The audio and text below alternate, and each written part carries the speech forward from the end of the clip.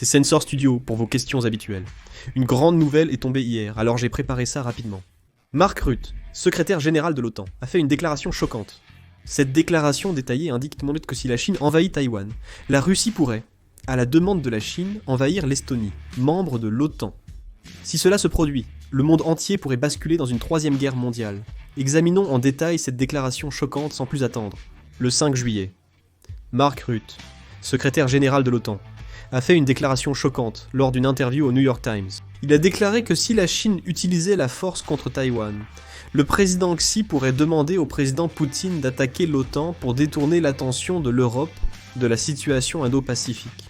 Mark Rutte, secrétaire général de l'OTAN, a déclaré que la probabilité d'un tel scénario augmentait et qu'il fallait dès maintenant contenir la Chine et la Russie. Premièrement, il a affirmé qu'il fallait renforcer la cohésion et les défenses de l'OTAN pour empêcher une attaque russe. Ensuite, il a insisté sur l'importance de coopérer avec les pays de l'Indo-Pacifique.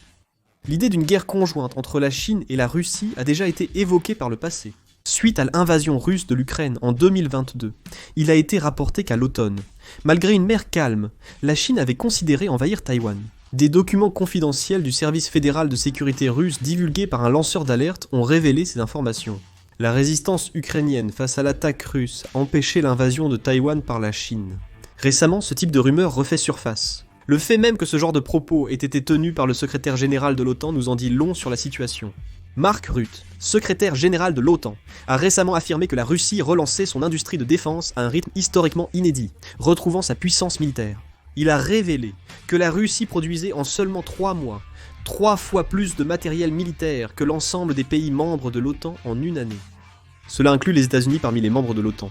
Donc il affirme que la production de la Russie en 3 mois dépasse celle des États-Unis et des pays européens membres de l'OTAN réunis sur une année. Il est étonnamment également dit qu'ici, la Corée du Nord a envoyé des travailleurs dans les usines pour produire du matériel militaire. En 2024, le budget de la défense de la Russie a augmenté de 42%, atteignant 462 milliards de dollars, soit 630 et 1 000 milliards de won. Le budget de défense est si élevé qu'il surpasse même le total des dépenses de défense de l'ensemble des pays européens. Si l'on considère uniquement le budget de la défense de l'Union européenne, il s'élève à 279 milliards d'euros. C'est le total, n'est-ce pas? Mais converti en onces, cela fait 448 000 milliards de won. La Russie dépense davantage en défense que les 27 pays de l'Union européenne combinés. En d'autres termes, la Russie restaure rapidement sa puissance militaire. En plus, la Chine et la Russie poursuivent des contacts actifs. En 2022, elles ont même établi un partenariat stratégique sans aucune condition. La Chine, premier partenaire commercial de la Russie, l'aide à surmonter les conséquences du soutien économique occidental. La raison pour laquelle la Russie a pu éviter un soutien économique strict, c'est parce que la Chine l'a aidé à ses côtés. Dans ce contexte, la relation privilégiée entre la Russie et la Chine se renforce, faisant naître l'idée d'une guerre conjointe entre les deux pays. Même Mark Rutte, le secrétaire général de l'OTAN, a évoqué des plans concrets à ce sujet. Une invasion chinoise de Taïwan pourrait inciter la Russie à envahir l'Estonie, membre de l'OTAN. Pour la Russie, attaquer l'Estonie serait plus facile que d'attaquer l'Ukraine. Son territoire est également plus petit. L'armée régulière estonienne ne compte que 7 200 soldats, soit moins d'une division complète. Même en mobilisant toutes les réserves, ils n'atteignent qu'environ 230 000 hommes. Mark Rutte, secrétaire général de l'OTAN, a déclaré que la puissance navale et aérienne de l'Estonie était insuffisante. Avec une telle puissance militaire, l'armée russe pourrait avancer sans difficulté. Mais le problème est que si la Russie envahit l'Estonie pendant que la Chine envahit Taïwan, la situation deviendrait extrêmement grave. Si la Russie envahit l'Estonie, il est fort probable que les États-Unis invoquent l'article 5 de l'OTAN et entrent en guerre contre la Russie. Si l'Estonie tombe, des pays comme la Finlande, la Lettonie et la Lituanie seraient également en danger.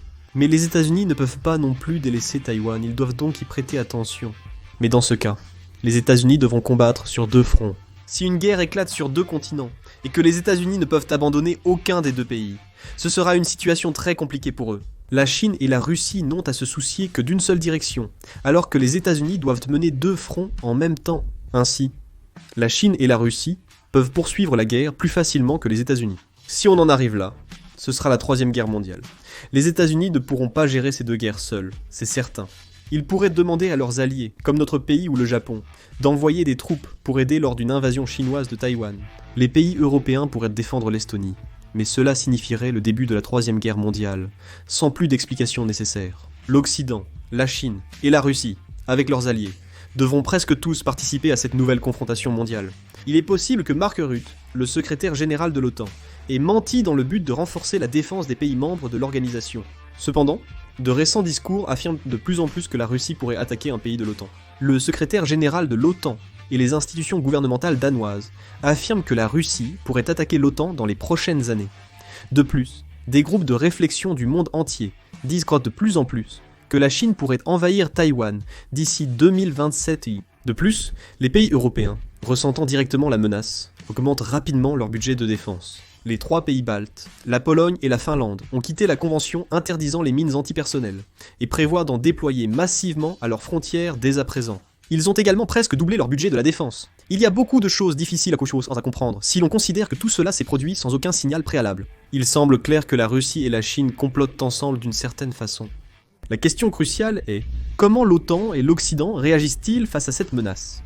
Mark Rutte, secrétaire général de l'OTAN, a présenté 2 stratégies clés en réponse à ce sujet.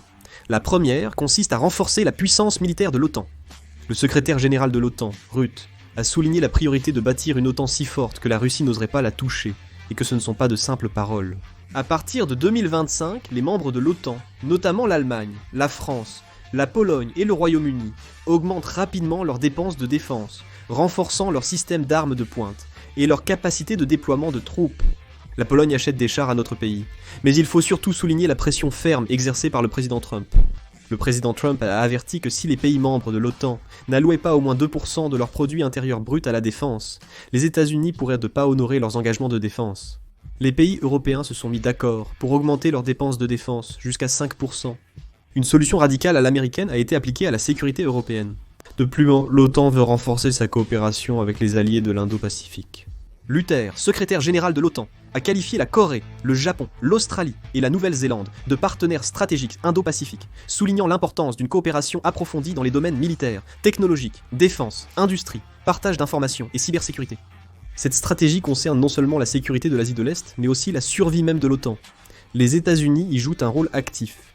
Les États-Unis cherchent à freiner l'expansion de la Chine en renforçant la coopération militaire avec les pays de l'Indo-Pacifique. Ils établissent une base sans précédent pour que l'OTAN et les alliés de l'Indo-Pacifique puissent répondre ensemble si une invasion de Taïwan se concrétisait. Autrement dit, le monde entier est en train de former ensemble un bloc mondial anti-Chine et anti-Russie. Cela pourrait dissuader la guerre, mais si elle éclate, tout le monde sera entraîné sur le champ de bataille. C'est tout ou rien. Dans une telle situation, quel rôle jouerait la Corée du Sud ? Elle n'est plus un simple allié à ce stade. La Corée du Sud occupe une position géopolitique stratégique entre la Chine et la Russie. C'est le seul pays démocratique qui, face à l'instabilité de la Corée du Nord, peut servir de base avancée pour contenir la Chine et la Russie. Si la Chine envahit Taïwan et que la Russie attaque l'OTAN, l'Occident confiera probablement à la Corée du Sud la responsabilité de partager la sécurité sur tous les fronts. La Corée du Sud pourrait devenir la principale ligne d'approvisionnement pour défendre Taïwan et servir de base logistique américaine. Si attaquée par la Corée du Nord et la Chine, la péninsule coréenne risquerait de devenir un second front. La capacité diplomatique de la Corée du Sud est cruciale en ce moment. Si la situation se dégrade à ce point, un niveau inédit de responsabilité et de leadership sera nécessaire. Certains affirment également qu'il ne faut pas se contenter de déclarer la neutralité. Cependant, tant que les troupes américaines restent en Corée, il est incertain que la Chine laisse ses bases militaires intactes. La guerre entre l'Iran et Israël permet déjà d'imaginer l'attitude que la Chine adopterait. Un contenu choquant a été évoqué. Le monde entier est une véritable poudrière. Une étincelle à Taïwan ou dans les pays baltes pourrait déclencher la 3e guerre mondiale. Il n'est pas exagéré de dire que si la Chine bouge, la Russie suivra. Évidemment, l'idéal serait d'éviter toute guerre. Et vous, que penseriez-vous d'une guerre conjointe entre la Chine et la Russie ? Partagez votre avis dans les commentaires. C'est tout pour cette vidéo. Merci.